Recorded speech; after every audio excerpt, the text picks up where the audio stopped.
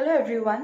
So the purpose of making this video is to discuss about few things relevant to the examination mode and the consequences of conducting an offline mode exam. As you people know that few months back UGC has given few guidelines relevant to the examination where they have clearly mentioned that the odd semester student is not required to appear for their exams. Instead they will be promoted to their next semester, whereas the final year students have to appear for their exams.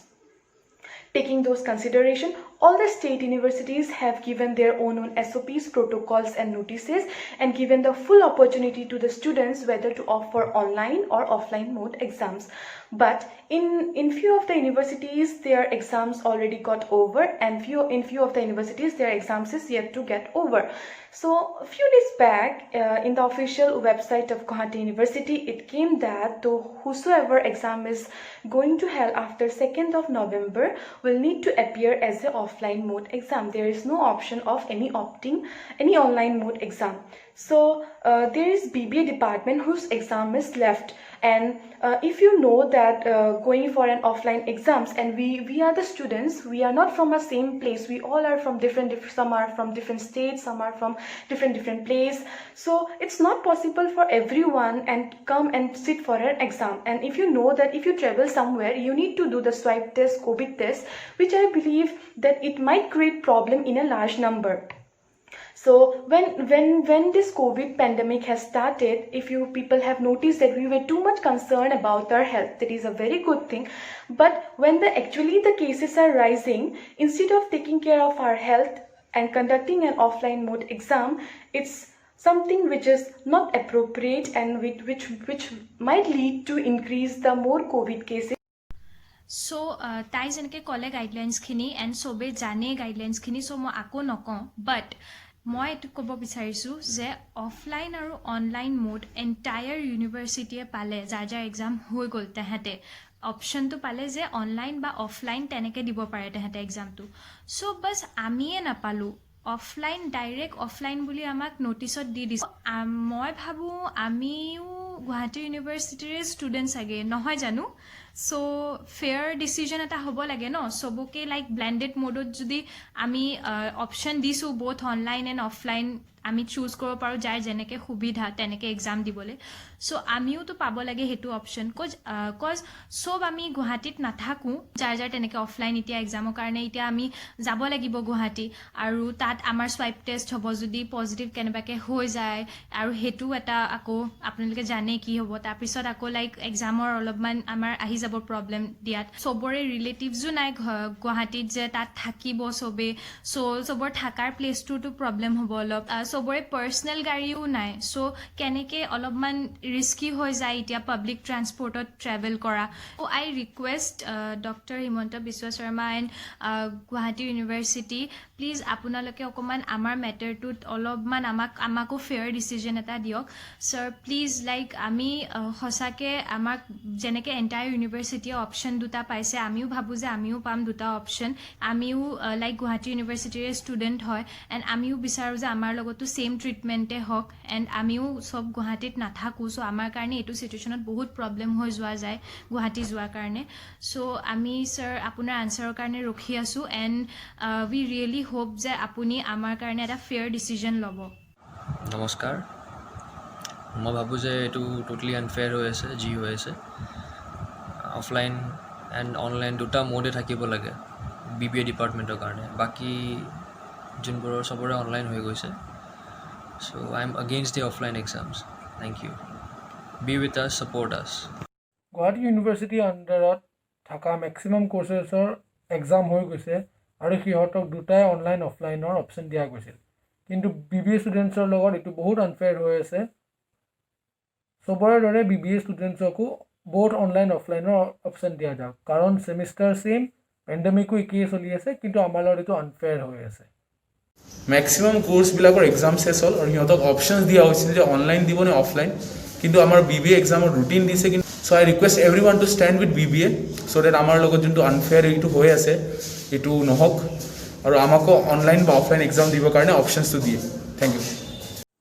Guwahati university online exam গুচাই only offline কৰি পেলাই আমাৰ BBA 6 semester ষ্টুডেণ্টছৰ লগত বহুত বেছি unfair কৰিছে, কাৰণ আমাৰ ক্লাছেছো ভালকৈ হোৱা নাছিলে, পিছত আপোনাৰ লকডাউন পৰি গ'ল, এণ্ড অনলাইন যোনবোৰ ক্লাছেছ হৈছিলে তাত বহুতে এটেণ্ড কৰিব পৰা নাই ডিউ টু নেটৱৰ্ক ইছ্যুজ। মোৰো বহুতটা ক্লাছ মিছ গৈছে। চ' আমাৰ ষ্টুডেণ্টছ ইমান এটা ভালকৈ প্ৰিপেয়াৰ্ড নাই ফৰ অফলাইন এক্সাম। চ' মোৰ এটাই ৰিকুৱেষ্ট যাতে বাকী ষ্টুডেণ্টছৰ নিচিনা বিকম এনেকুৱা আমিও অনলাইন বা অফলাইনৰ অপশ্যন পাওঁ এণ্ড এক্সামটো ভালকৈ দিব পাৰোঁ like them. Thank you. We demand online exams, as all the other departments under Guwahati University gave their exams online. So why should we be the only one to give our exams offline? There are some problems of students obviously, and Ityajudi voice raised Nagore, I don't think it will come out, right? The thing is, there are many students whose families are already infected by this virus. Okay, Jitya Guwahati University imankhini students are gonna blended mode open koribo parisile. Then why not for the 20% of the students whose examinations are there after November 2, right? It should be fair for all the students. Like a biased decision lole to na hobo, because there are students whose families are already infected, as I told you. So he would could keneke exam diba hibo paribo. Right now there are many students, almost out of 70-30 students whose families are already infected. So এনেকুৱা নহয় যে এনেকে অকল মোৰ problem হ'ব কাৰণে মই এক্সামৰ কাৰণে ভইচ ৰেজ কৰিছোঁ. There are many students who have the same problem, and right now most of the students are scared, ভয় খাই আছে. So that is the only reason I came forward and just tried to uplift this situation. চ' কথাটো হ'ল কি এইখিনি খুব online offline এইটো বহুত ডিষ্টাৰ্ব কৰি আছে আমাৰ ষ্টুডেণ্টবিলাকৰ মাজত। তাৰ আগতে এটা কথা কওঁ, যেতিয়া সোধে যে তুমি ক'ত পঢ়ি আছা, কওঁ যে গুৱাহাটী ইউনিভাৰ্চিটিত পঢ়ি আছোঁ, বিৰাট ভাল লাগে শুনি, বিৰাট মজা লাগে, চবকে কৈও ভাল লাগে। কিন্তু আমি জানো যে আমাৰ BBA ডিপাৰ্টমেণ্টটোৰ লগত হৈ কি আছে একচুৱেলি। কিন্তু তেওঁলোকেতো বা আমাৰ গাঁৱৰ অঞ্চলৰ বা লোকেল মানুহে নাজানে ক'ত পঢ়ি আছে ল'ৰা, গুৱাহাটী ইউনিভাৰ্চিটিত পঢ়ি আছে, ছোৱালী ক'ত পঢ়ি আছে, গুৱাহাটী ইউনিভাৰ্চিটিত পঢ়ি আছে। কিন্তু হৈ কি আছে আমাৰ BBA ডিপাৰ্টমেণ্টৰ লগত। অবভিয়াছলি এডুকেশ্যন ডিপাৰ্টমেণ্টে কেতিয়াও নাভাবে যে ষ্টুডেণ্টখিনি বেয়া হওক বা ছামথিং এলছ। কিন্তু আমি জানো অকণমান ইমানখনমান অলপ সমস্যাত ভুগি আছোঁ ন। সমস্যা তেনেকুৱা ধৰণৰ চবৰ আমাৰ লগৰ বিকম বা যি আছে তেওঁলোকে এক্সাম দি ঘৰত ছুটি বনাই আহি যায়। তাৰপিছত আমাৰ এক্সামৰ ৰুটিন আহে, তেওঁলোকে ৰিজাল্ট দি দিয়ে, তেতিয়ালৈকে আমাৰতো ৰিজাল্টটো বাদেই আমাৰ তেতিয়ালৈকে এক্সামৰ লিষ্ট নোলায়। এনেকুৱাবিলাক সৰু সৰু প্ৰব্লেম কিছুমান হৈ আছে ন। বহুত বেছি ডাঙৰ প্ৰব্লেম নহয় যেন দেশ খহি যাব বা দেশ কিবা হৈ যাব। কিছুমান সৰু সৰু প্ৰব্লেমে আমাক বহুত ডিষ্টাৰ্ব নহয় একচুৱেলি, অলপ কিবা এটা কৰি আছে। চ' এতিয়া হৈ আছে কি অনলাইন অফলাইন ঠিক কৈছে, কিন্তু ৰাজ্য চৰকাৰে হওক বা আপোনাৰ শিক্ষা ব্যৱস্থাই হওক ষ্টুডেণ্টৰ কেতিয়াও বেয়াটো নিবিচাৰে, সেইটো আমিও জানো।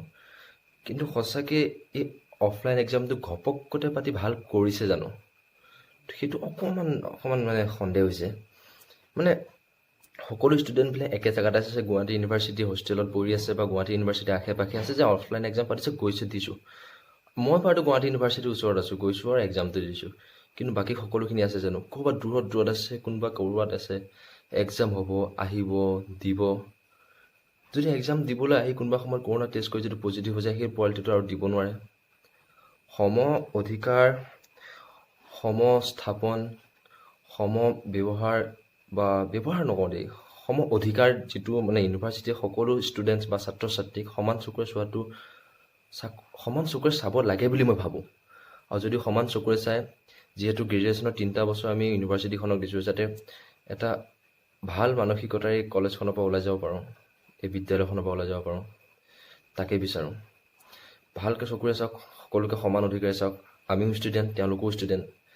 এই ষ্টুডেণ্টৰ মাজত ভাৱ বিতৰা কৰি মানে মহাবিদ্যালয়খনৰ প্ৰতি অলপ ভাল ভাৱটো আনিবলৈ এডুকেশ্যন ডিপাৰ্টমেণ্টক অনুৰোধ জনালোঁ।